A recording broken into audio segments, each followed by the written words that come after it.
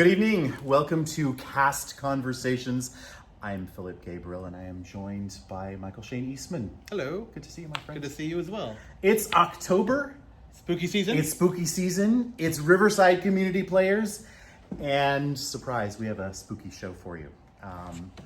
From the folks that brought you over the last few years, Dracula, The Haunting of Hill House, Dr. Jekyll and Mr. Hyde, and then there was that dark year with the pandemic. We don't talk about that. We did American Gothic. But we did do American Gothic, and now it's Frankenstein. Nick Dear's Frankenstein. Nick Dear's Frankenstein. So this is a show that got a lot of buzz around 2010, 2011. It premiered in 2011, I want to say. Okay, and it premiered in London at the National Theatre. Correct.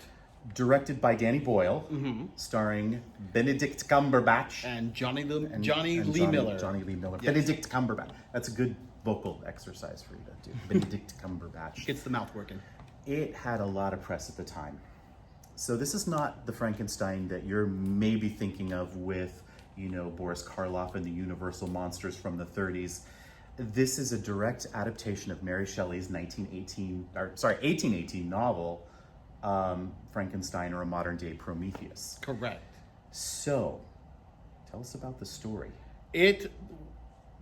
I've always been a fan of Universal horror films, but Frankenstein has always been one of those shows or that film that when I watched it after reading the book, I went, these things are so different from one another. I mean, the creature is not this lumbering, silent creature. He learns to speak. He's eloquent. He has his own thoughts and ideas, and it was just, I really fell in love with the book, and that's what I love about the play, is this play is lifted directly from Mary Shelley's pages. But instead of following Victor and then meeting the creature halfway through and then jumping into a long flashback sequence, instead we follow the creature 100% of the time. Oh. So we start with the creature's birth on stage, and then his learning to walk, learning to first encounters in the real world, learning to speak with DeLacy, the blind man at the cabin, to him learning all the hatred and evil things that he will learn to do through mankind. Right, and so the real twist in this is that we're seeing this entirely through the creatures? 100%. Really? It's interesting. So the first time we meet Victor as a real character, he's in the first scene where he, as a child, the creature encounters him, but the first time we have an actual real scene between them is basically as a direct result of what the creature has done in order to meet Victor. Interesting. Now, when this was first produced in London on stage, Benedict and Johnny switched roles. They did. Yeah, and that was kind of a thing at that time. How is that being handled here? At first, when I was awarded this show to direct, I was adamantly against it, just because of the amount of work that takes place to direct not only one actor in a role, but two. Absolutely, and you've got only how many weeks of rehearsal? We have 5 weeks. 5 weeks, yes, yeah. To put together a show, and so it's difficult as well as managing schedules and this and that, and making sure costumes. We have to have twice as many costumes now. So it's been difficult, but then at auditions, I saw these performers, and I had great audition turnout, a lot of great talent, and the two I chose, Aaron Nyota and Kobe Darby, whom we'll be meeting just a little bit later. I could not imagine a show with, their creatures were so interesting and unique from one another, I couldn't imagine a version of the show where one of their creatures didn't make it to the stage. So you're switching. So they are switching. They're both sharing the roles. This is wow. You're either crazy, a glutton for punishment. How has that been working in rehearsal? I mean, it's almost like you've got to do two shows. Essentially, we do. How's that working? So like right now, leading up to Tech Week, we are basically running Act 1 twice. So once each actor, and then running the next night, Act 2 twice. So we don't actually run the entire show until we get to Tech Week. And then Tech Week, what we're going to end up doing is having a full night of running the entire show with one cast, and then the other cast will have essentially not a night off because they're playing the opposite role, but they're only going to do their show every other night. A lighter night, yeah. I have to say, I don't know if that translates on camera. You look incredibly well rested for a director who's mounting something. It's this new lighting we have in the arena that's making me look so well rested. Well, that's an exciting thing. We'll talk about that new lighting too. It's something that we've been looking forward to for a long time. So, the production history of this is interesting. It did a small tour, I understand, maybe in England, and then it was produced in the United States for the first time somewhere in Colorado. And now you were just telling me that a Noise Within Pasadena or Glendale, actually they are now, produced this back. I want to say 2018, 2019.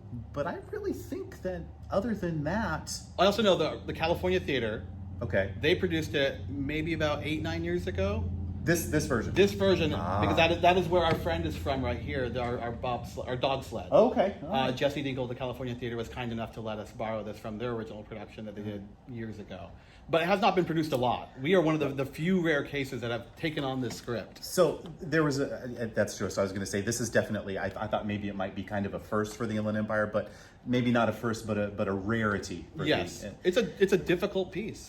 Yeah, and it was an interesting thing to acquire the rights to. I know that going back when we were looking at this particular script in play reading committee, we found this, we liked it, and then we couldn't find who to contact, who had the rights. So we ended up contacting Nick Deer's people, I think, in London, and emailing back and forth, and he said, "Oh yeah, okay, you can do that. That's all right." And then, but they didn't have an agent here in the United States. So when we did the rights to it, as you recall, they said that would be fine, and would you please pay us in pounds? Okay, how can we do that? So we had this situation where Catherine Gage, our president, goes to the bank, wires all the money for the royalty in pounds, and then that's how we got the rights to this. Yeah, I guess this was, we originally planned this back in 2020. Yes, well, and then that was the season that was a very different season that we envisioned. But I'm excited this is kind of risen from the dead. Yes, there is that. So, you're a horror fan. Yes. Of course, you're a horror fan. We talked a little bit about your being a Universal Monster fan. Where does this fit in your where does this fit in your mind, in your understanding of horror? Is it a psychological piece? Is it a horror piece? A little bit of both? Where it's interesting because I've done a few horror shows here. I did Dracula. I did Dr. Jekyll, Mr. Hyde. You did Dracula? I did. I did Stuart Little, which I consider a horror show. But in kind of comparing this to Dracula, Dracula was a show that was almost like a roller coaster ride. It was fun. It was savage about hunting this insatiable beast. Right. And so blood and gore. Who was pure evil. Yes. I mean, your Dracula that you directed in there was very, very evil. He relished in his evil. Yeah. This is a drama. This is a gothic drama that has haunting feelings, and it's horrifying rather than scary. So things aren't jumping out and going, "Gah!" We have some little scares like that, but not a lot. It's more of just that weight, that horror that you feel that stays with you. And watching these two people basically destroy one another through their inability to connect with each other in the world around them, that it destroys their souls, it destroys everyone around them, and this kind of self-fulfilling prophecy. And that's what's horrifying to me about this show. It's not that he's made of flesh and stitched together.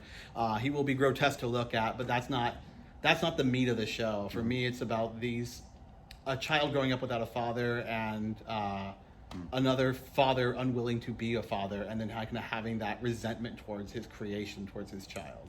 So the monster that's created isn't evil. He's human. Is that what? Yeah, I mean, it's brought up in the show of nature versus nurture, that things are not created evil. We all have good hearts, and it's about what we choose to do. It's interesting. We were talking about the Universal Monster, early versions of Frankenstein. When it was first done in 1932, they edited out a lot of that humanity that I believe the director was James Whale put in, and then subsequent versions were found and that's had to be pieced back together. So the humanity is there in this version from the get-go. 100%. There's a lot of humor in the show. Is there? Which is because the creature is this giant man-child, and he's hearing music for the first time, seeing snow fall on the stage for the first time, rain, deer, like nature. Yeah. The world, it's just almost like looking at that sense of when we were a child and experiencing these things, but watching someone, it's like watching your child grow up on stage. And those little cute moments that you find when you're watching a child discover things. And we see that with the creature. So what I love about the script is it's really endearing. The monster is not just something to be feared. It's something that you kind of lament his downfall. It's his tragedy. And I think that's been the appeal of Frankenstein, the novel, for over 200 years. Oh, definitely. You know, it's just that humanity. So how do you reconcile that horror and that humanity? Where when you're looking as a director, where's that fine line for you? I think it's about recognizing the things that we all experience, that the parts of our lives where we were not necessarily the proudest of ourselves, things we wish we could take back, and really kind of mining those details of, I can relate to this horrible thing that Victor does or the creature does because I had an experience like such and such. I have not gone as far as, you know, these characters would, but finding those own personal moments ourselves where it's like, ooh, have you ever been in a situation like this where you just feel disgusting or you feel really bad that you are putting other people in this situation, and then letting that sit and kind of take that humanity deeper.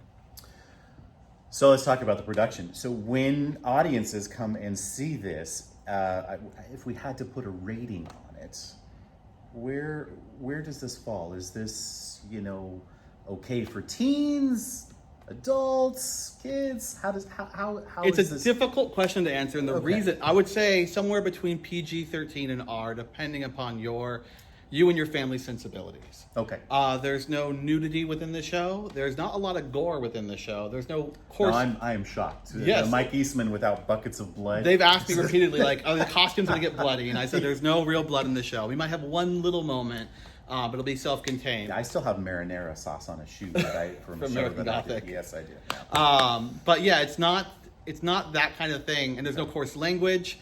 There's a couple moments of violence that get pretty dramatic, and depending upon your history, it might impact you at a deeper level.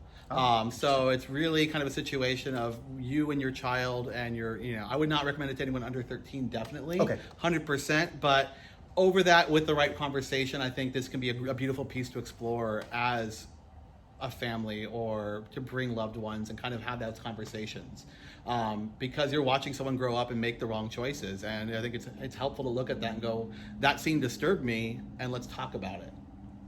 Well, I am excited to see the show, and apparently I'm going to have to come twice now. Yes.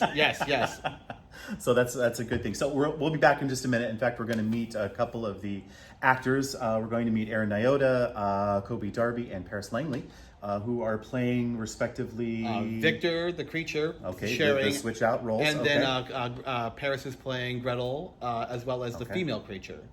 The Bride of Bride of Frankenstein. Yes, all three of them. All right. Well, I'm very excited. Well, anyway, we'll be right back. We've got some important information coming up for you right now, and we'll be right back.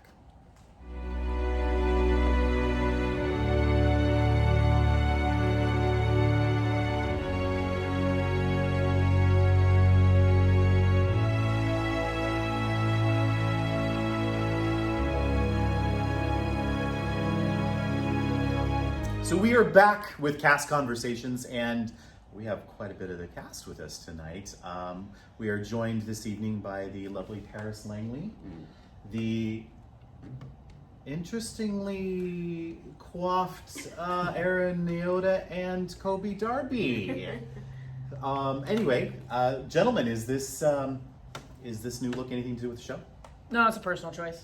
Yeah. No, yeah, for the show, for doubling as the creature, it's just, I wouldn't say it's easier per se. It's just For makeup-wise, it's makeup-wise is much easier than to have bald head and wigs for the switch, as opposed to having repeated bald caps. So if you missed it a little bit earlier, there was a live Facebook event where you had the head shaving, shearing, and that happened. And my question is that I thought, Mike leading the way, you didn't do your hair sympathy. They are young with full heads of hair. Mine, I still have it, but I feel like if I shave it, it will not come back. So you took the risk for us? Yes, you guys are both very attractive. Oh, thank you. Shucks. Aaron and Kobe, you are playing the creature and the other character, which is Victor Frankenstein. Victor. This is an interesting thing. So I'm really shocked, to be honest with you, that we're doing it this way, because it's like learning two shows for you guys as well. Yeah. And you were on board with this. Absolutely. Yeah. I'd really have it no other way, honestly. Yeah. I was, from the moment they announced it, I was immediately on the Facebook going, are you guys doing the double casting? Because I saw that, and I was just gonna say, I saw there's Aaron saying, double casting. just because ever since I saw the Fathom event that they did of this the National Theater production with Cumberbatch and Johnny Lee Miller Right. I was like, this is such a beautiful show, and to do that kind of switch is such a cool thing for an actor, and it sounded really like a great challenge. And so when they announced they were doing it, I was like, you guys doing the switch? And the answer was, it was maybe, we'll see. yeah, interesting. So going into auditions, you didn't necessarily know that you were going to do both at the time. That was a different thing. Kobe, what have we seen you in here at Riverside? You're most recently I was in The Tempest, which is last summer. Yes. I composed the music for that and was a couple ensemble characters. I was in the band in One Man, Two Governors, and I was Kenny in Fuddy Mirrors.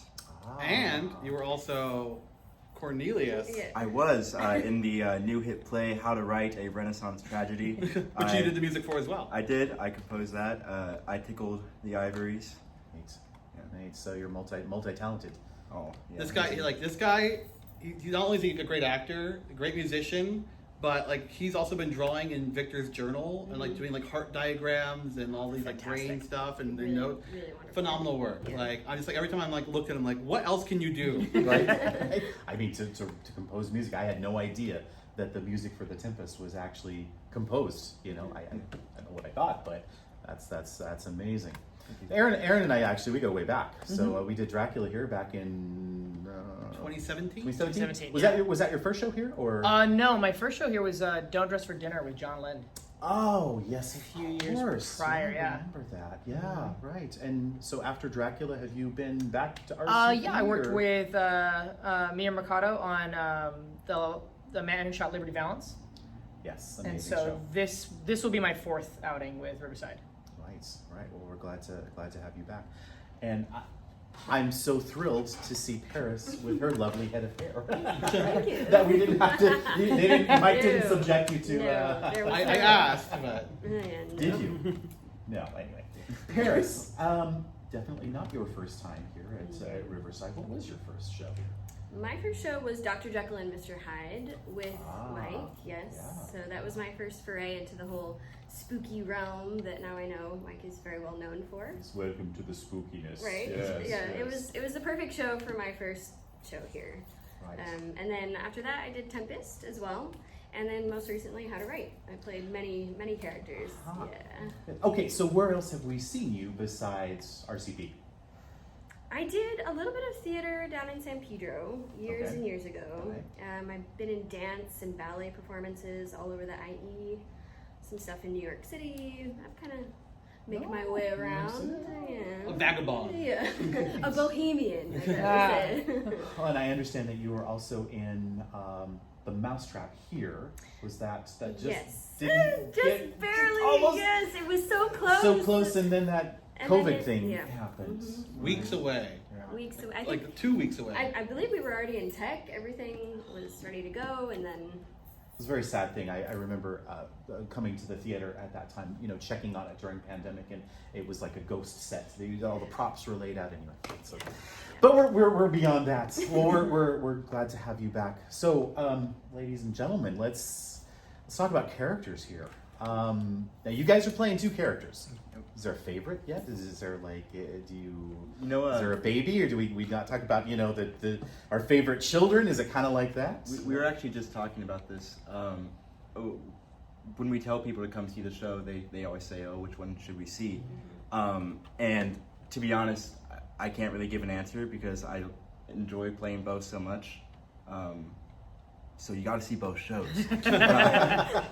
And there may be a special promotion if you have come to see the show once to get to see it again. Watch our social media pages for details about that. Aaron, what about you? Favorite character, one or the other? It is incredibly hard to choose, especially now, like performing it and being able to portray the characters on stage. Going into it, when I first saw it, I fell in love with the creature because there was such a heart and humanity to his story, and it's so heartbreaking. And then upon further viewings, because I watched this so much, especially during the shutdown when they streamed it online for free at the National Theater Live at Home. I watched it nonstop, and I was having such a good time just sitting on my couch watching both versions of it. And I really started to appreciate not just the creature, but also Victor. And then upon delving into the script more to get ready for auditions, it was incredibly hard to go into it thinking, okay, we're not going to do the switch. Who am I going to put down? And I couldn't choose because they're such both different characters, and they're both so well written, and they both have such powerful arcs in the story, and it's just hard to choose. That is the thing about this script. I mean, I will say that having read it, once or twice, that it's a very, very well written script, very literate, very, which I think is probably because it's stuff from the source material, really, as opposed to what our concept was. I think people have a Hollywood concept of Frankenstein, and that's not what this is about. So it's really about the book. Have you read the book? Mm-hmm.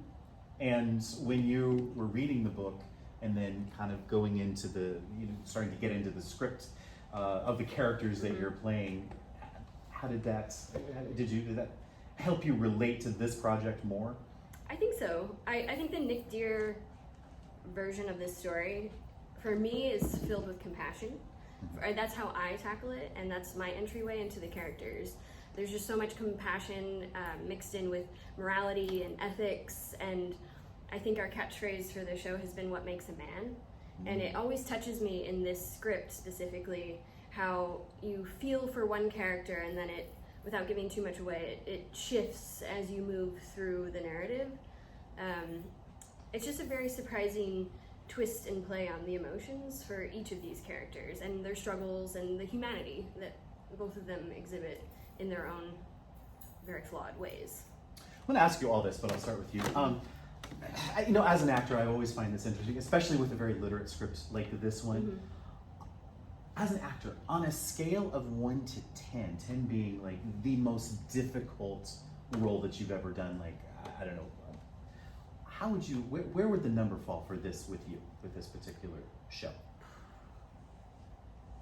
And why? Without giving too much away, I mean. Well, I think I'll focus on female creature. Okay. So it's a non-speaking role, so that makes it somewhat more simplistic, but also more complex. Because there's more to communicate without the benefit and the crutch almost of lines. Okay. I also have an entry point into this show because it's dance-based for me, and that is largely my background. I see. So a lot of expression for me comes through the body and through movement, through dance moves that then transmute through the acting itself. So I would say challenging, yes, but not very difficult to access. So I would put it probably right in the middle, like a 5. And I'll say something interesting that the dance we created with the creature and the female creature, we created that first, and for the sole reason that we wanted to find moves that then the creature could mirror in his own birth, and things of like, how they telegraphed love, and that became a physical language we brought throughout the rest of the story based upon that dance we created with them too. So we created this nonverbal dialogue that the creature can tap into whenever he's feeling those emotions. So she's kind of an embodiment of how his heart feels, and so it personifies. Interesting. Aaron, for you, scale of 1 to 10, and what's your what do you find the most? And it could be either character. What's the most difficult thing that you found in this show? There's a lot of physicality when it comes to the creature, because you are portraying this character from birth, essentially learning to walk, learning to speak, learning to kind of having the world thrust upon him and everything. It's a very physical role. So we did a first full run of the show, and I was in for the creature, and by 10-15 minutes into it, I was just drenched in sweat, and it was great, but because it's allowing me to access different parts of myself as an actor, because the creature is very physical and also very I like to describe him as he's kind of a raw, exposed nerve. He's experiencing these intense emotions for the very first time, and he's not equipped to handle a lot of them, and he handles them in a way that maybe if we had never experienced anger or we had never experienced like pain and stuff like that, that you would imagine like a grown, like Mike said, a man-child is how they would have to portray that. So that's been difficult to try to find those, but it's also been kind of freeing as an actor that you just get that initial kind of like raw response. And then the opposite for Victor, because Victor is very straight-laced and very stoic, and he doesn't have a lot of like extreme emotions. He's very reserved and he's very methodical. And to pull away from like the Sherlock Holmes of it, he's a very high-functioning sociopath, and it's kind of how he is. And so that's also very difficult to play. But well, I don't know. also Sociopaths can be fun to play too. It is, yeah, it is. There's a lot of meat on the bone there. Yeah. So there's a lot of fun with both characters and a lot of difficulty with the nuances and the different things about the characters.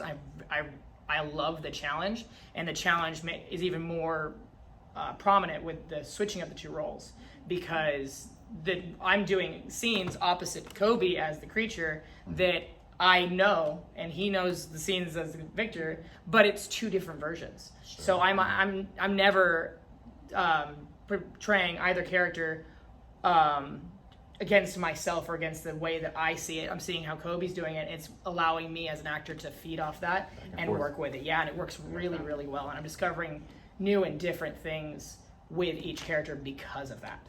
And it works really, really well. And that's been the challenge and the biggest reward of it. So I'd say that this is probably one of the most challenging roles that I've done in my theatrical career. Give us a number. Ooh, see, I want to do it a disservice and be like, oh, it's just an 8, but I feel like it's around a 9 because of the lines. There's so much dialogue. You learn the entire show. Yeah, you memorize this entire script essentially, and so for the dialogue, for the character, for the movements, because there's also, like Paris had mentioned, there's a big dance aspect for her character, and then that goes into there's a scene, I'm not going to get specific about it, but there's a scene with the creature that allows that, and I have no dance background other than being embarrassed by I feel it. you. I feel your pain there. But working opposite like someone like Paris makes it so much easier for me as someone who has no dance, so that makes some of the difficult parts of this show a little easier. So that's where I put it around like an 8 or 9. Fair enough. That's a good answer. Kobe. So you're also playing the two roles. Yes, sir. Where does this fall for you? I'd have to give it a 10. That's a fair answer. It's a good 10 though. I'm gonna go through both roles. Playing the creature, this is so much to transform physically and mentally.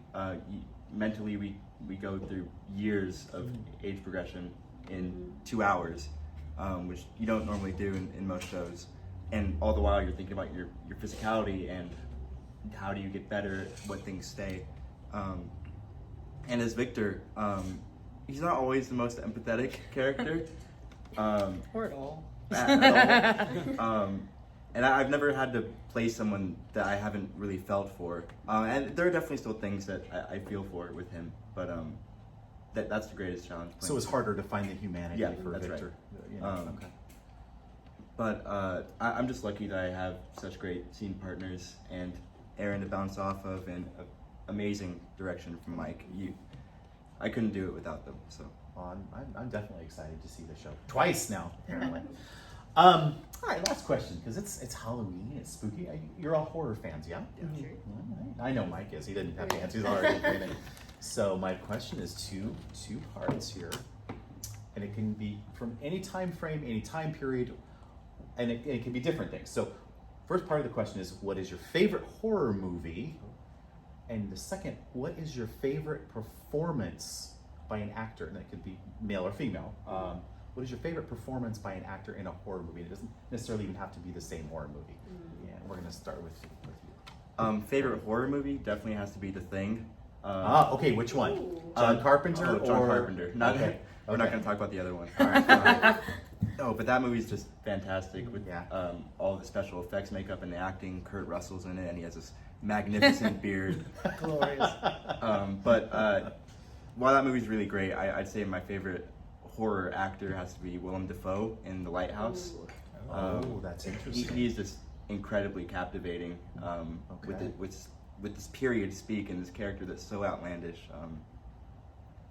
you can't take your eyes off of him. Yeah, interesting. Oh, he's a fantastic actor. Yeah. Okay, kudos for The Thing. It's actually one of my favorite movies as well. I love that. I just happened to screen it. I think one of the cable channels are streaming it, of course, this month or last month. And I hadn't seen it in a long time, and it is a great film. So, Mike Eastman. Oh man, we're gonna really put you on the spot here, dude. This is a hard question because my tastes change daily. Good to know. I just saw Pearl the other night, and I'm like, that's fresh in my mind. I love Pearl. Okay. But no, I would say right now it is Drag Me to Hell. Okay. Because it's campy, it's fun.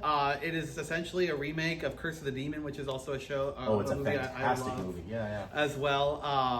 But the ending is truly horrifying when she is dragged to hell, and Justin Long's looking at her and having that reaction to she was really being correct about all this. She's not going crazy. She's literally being cursed and dragged to hell. So that I really like Drag Me to Hell. I love Sam Raimi. And then favorite performance, I'd have to say right now would be Toni Collette in Hereditary.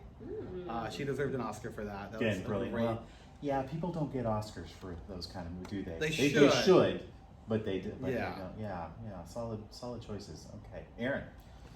It's incredibly tough. I'm a huge movie fan, so that's really, really tough. For horror,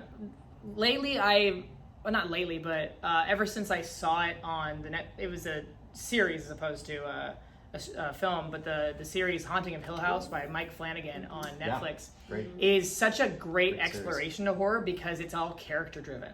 And it's not about like, all these jump scares and gore and stuff like that, but there are moments like you're just invested in the story, and I really do love that. And because of that, I loved Dr. Sleep, the most recent sequel to The Shining. That was a very well done, and I was expecting not to like that myself. I went in a little worried. Pleasantly surprised by that film. Yeah, but I'm a big fan of Flanagan, and Rebecca Ferguson's fantastic in it, and then Ewan McGregor's great in it as well. Not anything against Ewan McGregor, but I was surprised how good he was in the show. I mean, it was a very, very solid performance. So, okay. Last but definitely not least. Yeah, this is an incredibly difficult question. Good, I'm glad. Yeah, well, Mike and I were just talking about The Shining the other day, and that is definitely ranked up there as one of my all-time horror movies, just because it's not typical, and it's just the narrative is so drawn out and not very dialogue driven, and it's just that suspense that builds and builds and builds. I also love The Conjuring. I know it's a little cliche, but no, that's okay. Actually, I think it's pretty well done, and I mean, hence all the movie sequels. The original is just that's a great. And as far as actor performances, I'd say Kevin Bacon in Stewart of Echoes. Oh, yeah. Oh, good. That's he started off as a horror type genre actor. Did, yeah. What, Tremors? Yeah. Can't be horror, So, I think that's an underrated, not very well known film. So I'd have to say that would be my vote. Well, very solid answers. Well, I am looking forward to seeing all of you doing Frankenstein. And we open here, when, Mike? October 21st. October 21st. Well, TikTok.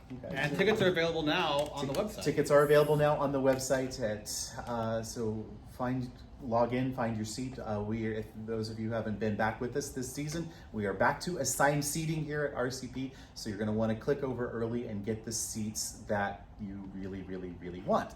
And Mike has assured me earlier that there's no blood. Right. So you can wear your white shirts and be safe. So there's, like in Dracula, we called it the splash zone. So there's no splash zone. We're okay.